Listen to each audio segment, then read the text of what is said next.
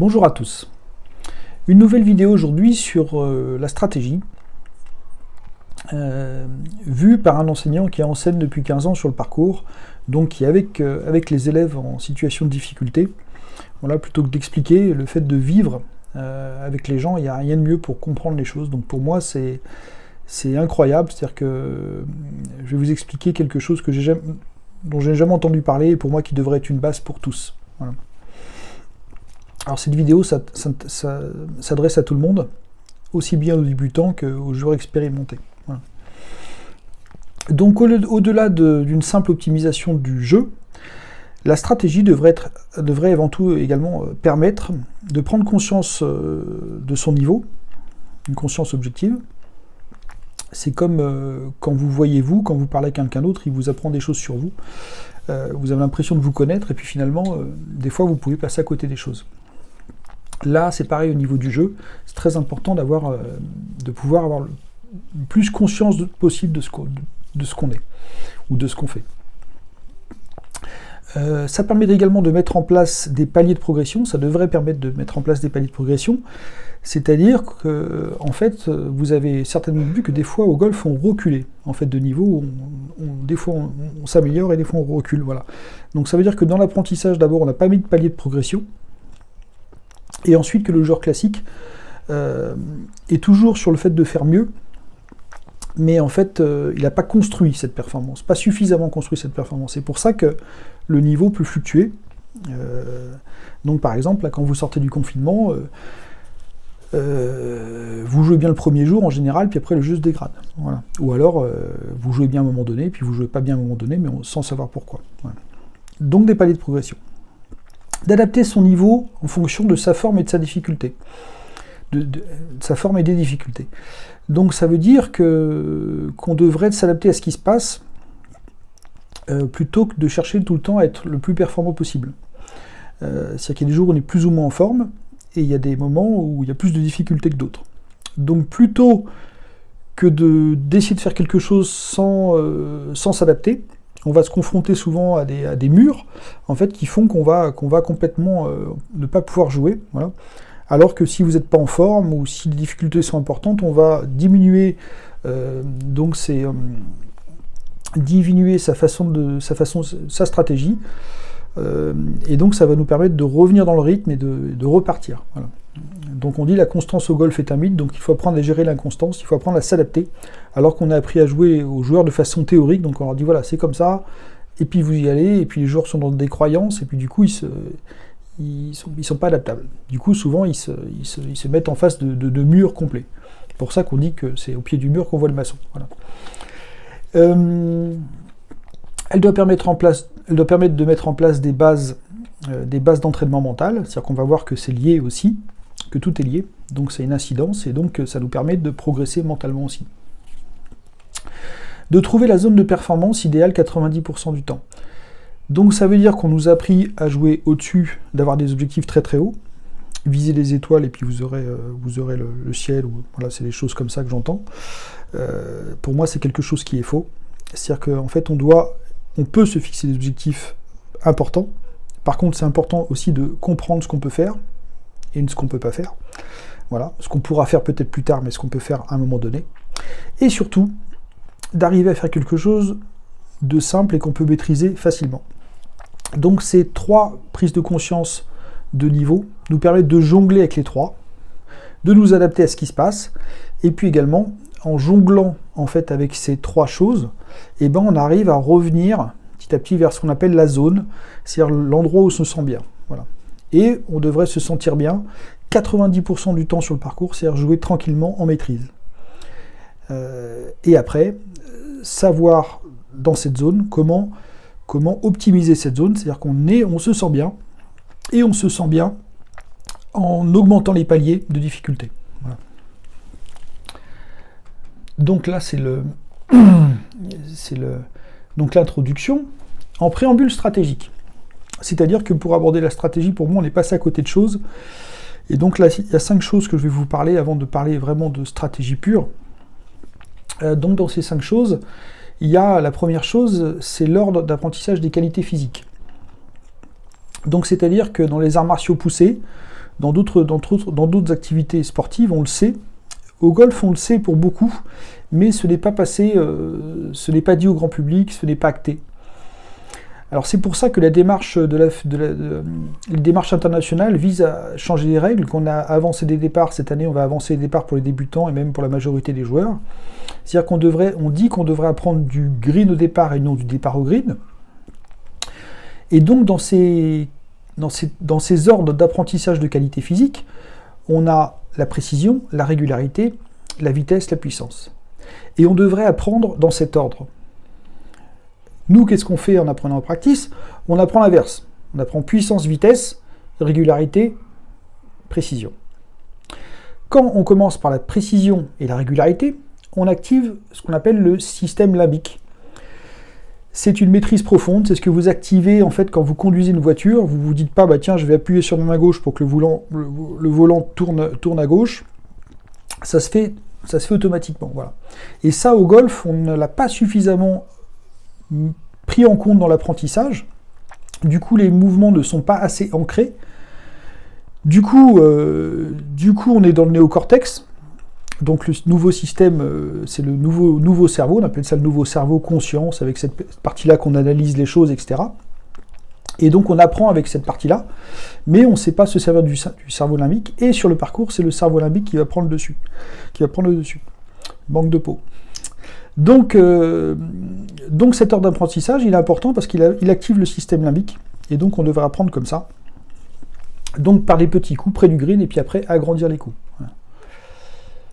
En 2, arriver sur le green. C'est-à-dire qu'en 2, on n'explique pas qu'aussi, pareil, on met toutes les informations d'un coup, et on devrait dire aux joueurs, votre premier objectif sur un parcours, c'est l'étiquette, le rythme de jeu, ne pas hésiter à ramasser la balle, ne pas faire des coups compliqués, faire des coups simples, et votre premier objectif est d'arriver sur le green en un nombre de coups raisonnable, et de façon facile.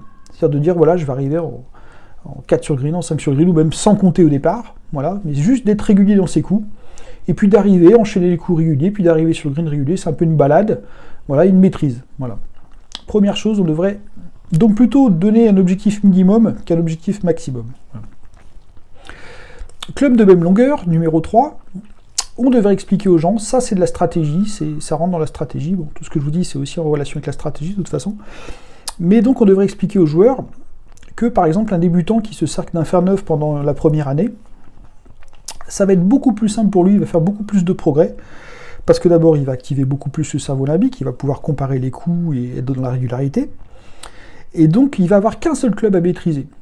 La différence de longueur entre les clubs est quelque chose de très compliqué à maîtriser, le fait de s'adapter d'un club à l'autre, est quelque chose, c'est des clubs complètement différents, avec des sensations différentes.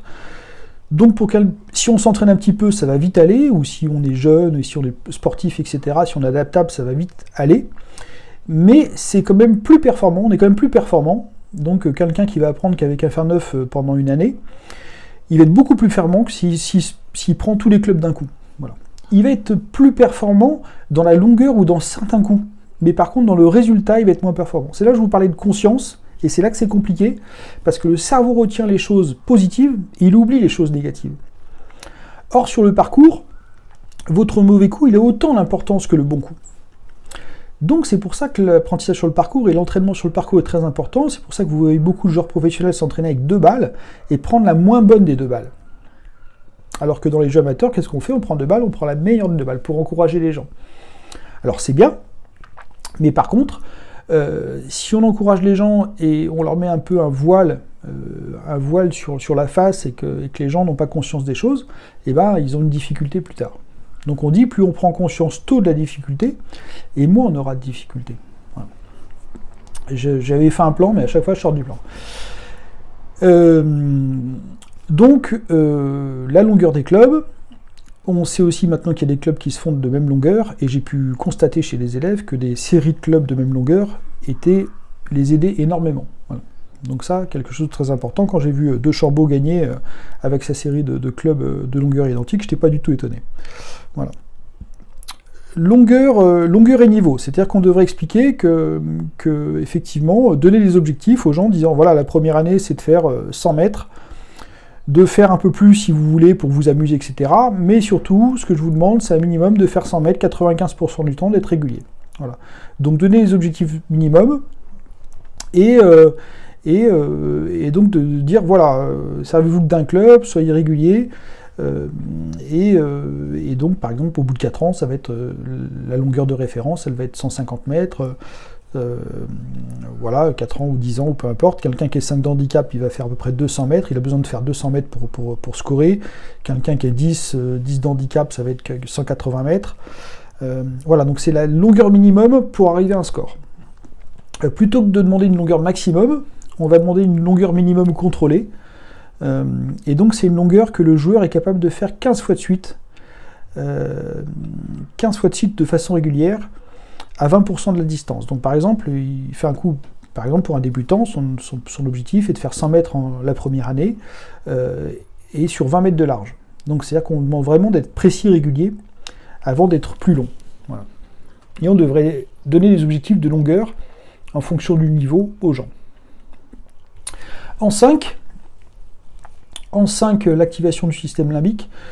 Donc l'apprentissage au golf ou dans d'autres apprentissages de notre société, on active la partie du cerveau que l'on nomme néocortex, nouveau cerveau conscient, qui active l'analyse logique et la compréhension théorique.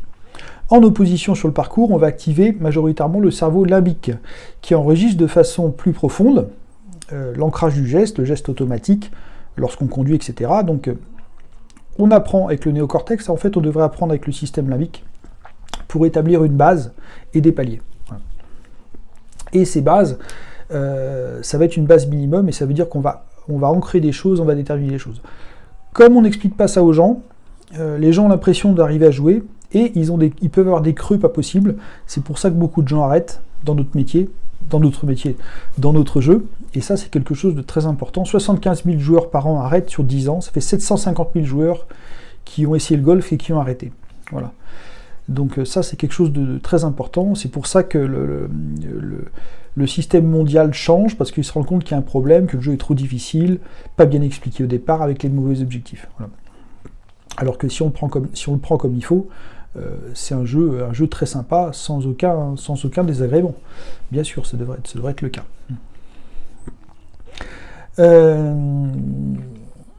Donc, c'est pour cela que beaucoup de joueurs se retrouvent avec des mouvements qui ne sont pas du tout en concordance avec la vision du mouvement qu'ils avaient, ou avec leurs entraînements, parce que le système limbique prend le pas, et du coup, ils ont une pensée de mouvement, puis en fait, donc on voyait dans le temps les gens qui avaient un coup d'essai fantastique, puis quand ils jouaient, le mouvement était très bizarre. Donc c'est pour ça, parce qu'on a appris avec le système, avec le néocortex, et on savait pas activer le système limbique. C'est aussi pour ça que beaucoup de mouvements, de joueurs ont des mouvements qui se dégradent tout au long de leur carrière golfique, parce qu'avec le stress du parcours, avec la fatigue ou avec l'enjeu, en fait, on a des crispations. Et donc, quand on n'a pas conscience de ça, ces crispations augmentent, elles se dégradent, elles peuvent même arriver à ce qu'on appelle au hips. Et donc, on a des joueurs qui peuvent être complètement traumatisés, même de façon inconsciente. Voilà. Cette partie du cerveau, le système limbique, regroupe aussi une partie mentale très importante, c'est-à-dire qu'elle regroupe les émotions. Et dans les émotions, on a la peur, et où on va activer jusqu'au cerveau reptilien, qui fait les hips justement, et donc l'ancrage profond de la souvenir et de la peur, et donc ça fait des hips. Alors maintenant, heureusement, on sait soigner ces hips avec maintenant le MDR, ce qu'on appelle le MDR ou l'hypnose. Donc le MDR, vous savez, c'est bouger les yeux d'un côté et de l'autre, et de façon consciente. En fait, c'est ce qu'on fait dans les rêves. En fait, on fait ça, on enregistre la journée, et en le faisant de façon consciente, les yeux ouverts, on vous fait faire des mouvements comme ça de gauche à droite, et en fait, on arrive à reprogrammer le disque dur et d'oublier ces traumatismes. Voilà, donc on s'en sert, par exemple, quelqu'un qui a vu des traumatismes à la guerre, ou etc. Voilà. Mais au golf, on arrive à activer la même chose. Hein. Donc pour vous dire, le traumatisme, la non-conscience des choses et le problème d'apprentissage et de vision des choses. Alors là, on arrive maintenant vraiment à la base stratégique, donc en concordance avec tout ce qu'on a vu, c'est-à-dire que cette base stratégique, donc pour activer le système limbique, au début, en fait, souvent, vous savez, on voit les gens noter sur la carte de score le nombre de putts. Voilà. Ils notent le score et le nombre de putts. Et en fait, ce qu'on devrait faire, on devrait faire l'inverse, on devrait noter le score et le nombre de coups pour arriver au green. Ça devrait être la priorité, c'est en combien de coups j'arrive sur le green. Le putting, ça devrait être quelque chose après. Mais déjà, conscience de son niveau, conscience du nombre de coups on arrive sur le green, et surtout pour comprendre ces paliers. Et être objectif. Ensuite, quand on prend en compte ça, on va se rendre compte que le score sur 18 trous et le nombre de coups pour sur 18 trous n'est pas forcément ce qu'on pensait, parce que sur 18 trous, ça va plutôt être un marathon, plutôt que d'être très performant sur un moment donné et puis retomber. Donc ça, c'est ce que font la majorité du joueur, parce que comme ils essaient de faire le mieux possible, en fait, ils font monter la pression, et ils font le mieux possible, et puis donc ils montent, puis ils rechutent complètement. Alors que ce qu'on devrait faire, en fait, c'est arriver à être plus régulier sur le parcours, avec des objectifs adéquats, et donc arriver à faire un peu un marathon et à faire son objectif tranquillement sur le 18 trous, sans trop de variations. Voilà. Donc l'objectif aussi sur le parcours, par exemple, on devrait dire, voilà, quelqu'un qui est 36 d'handicap, et ben, il doit arriver en nombre de coups du par sur le green, donc par exemple, sur un par 4, il va arriver en 4 sur le green et 2 putts. Sur un par 3, en 3 sur le green, 2 putts, sur un par 5, donc en 5 sur le green, 2 putts. Voilà. Donc on commence par un objectif qui paraît simple, mais en fait, le but, ça va être de le respecter, cet objectif, complètement. C'est-à-dire qu'au bout d'un moment, avec cet entraînement, on arrive à prédire ce qu'on va faire. C'est-à-dire qu'un joueur dit au départ, voilà, je vais faire une carte de score, je vais faire tel score, je vais faire en fonction de mon jeu tel nombre de coups pour arriver sur le trou, s'il y a du vent, je vais arriver de tant de coups sur le green, etc., etc. On va prédire le score, et on va arriver à respecter ce score. Voilà. Donc ça, devrait être une première étape de maîtrise de son jeu, et de conscience de son jeu. Et de régularité de son jeu, de maîtrise du jeu. Donc là, on va apprendre à revenir sur le système limbique pour les joueurs qui jouent déjà. C'est une base de revenir à la cohérence, à la maîtrise, à la conscience. Voilà, et surtout à une régularité profonde. Et une base de maîtrise pour après travailler dessus. Donc on devrait tous, en fonction de son niveau, en fonction de sa croyance, dire voilà, bon, moi je pense que pour moi, ce qui va être simple, ça va être cette stratégie, et d'arriver à la respecter. Ensuite, ça va nous permettre de mettre en place une base de travail. C'est-à-dire qu'en fait, on va, contrairement à ce qu'on fait, quand un trou est difficile, on a tendance à se dire bon, c'est un par 4 qui fait 400 mètres, il faut que j'aille sur le green, je vais y aller, et là je vais forcer, et c'est là que je vais avoir les problèmes. Alors qu'on va faire l'inverse, on va dire oui, c'est un par 4, pour moi il est difficile, donc je vais prendre un coup de plus, et donc je vais le jouer, je vais prendre à la limite, comme je vais prendre un coup de plus, il va être plus facile pour moi, parce qu'à la limite je peux jouer faire un hybride au départ et 2 faire 7. Et par contre, on va gagner des points sur les trous faciles, donc un petit par 4, un petit par 3, etc. On va commencer par jouer en dessous de ce qu'on avait prévu sur les trous faciles, et par contre sur les trous difficiles, on va faire le contraire, on va plutôt rajouter des coups, ou alors respecter, si c'est un bogey player, si c'est quelqu'un de 18 d'handicap, sur un par 4 de 400 mètres, et ben il devra arriver en 3 coups sur le green. Et qu'est-ce que font les gens? Tous les joueurs, ils essaient d'arriver en 2 coups sur le green. Donc on appelle ça essayer de réussir. Donc le joueur classique essaye toute sa vie de réussir, plutôt que d'apprendre à réussir. Voilà. Et de s'entraîner à réussir. Donc ça, c'est quelque chose d'important pour la confiance et le relâchement. En fait, cet entraînement, le système limbique, donc c'est un système où vous maîtrisez les choses, parce que ce sont des choses ancrées, et on doit s'entraîner à maîtriser les choses. On va découvrir le relâchement, ce qu'on appelle le désarmement émotionnel, c'est-à-dire qu'on va être beaucoup moins sur l'émotion, on va automatiser le geste, on va donc se relâcher, être confiant. Voilà, donc ça c'est très important. Et c'est ce qu'on appelle aussi la zone de confort, qu'on ne connaît pas, la zone de confort. Voilà. Donc voilà, ça c'est quelque chose, une base stratégique très importante, parce qu'elle va nous permettre d'être conscient, de construire, etc. Voilà. Après, donc on peut ensuite remettre des risques, mais des risques adaptés et calculés. Voilà. Des risques calculés, des risques conscients. Donc ça nous permet en 5 de savoir entrer et sortir de la zone de confort, et donc ce que je vous disais tout à l'heure, de travailler son flow, et puis de comprendre ce que c'est que le flow, et de se sentir bien maximum, enfin le plus souvent possible. Voilà pour moi la base stratégique. Donc c'est une base qui regroupe beaucoup de choses, qui nous permet d'être conscient, qui nous permet de travailler, qui nous permet surtout d'ancrer quelque chose de confortable. Eh bien, merci beaucoup pour votre attention, et puis à bientôt. Il y a d'autres vidéos sur ma chaîne si vous voulez voir. Je commence une série de vidéos qui commence à être plus concrète, parce qu'avant c'était sur des cours sur le parcours, donc très différent. Mais là, je vais adapter mes vidéos pour tous. Bon confinement!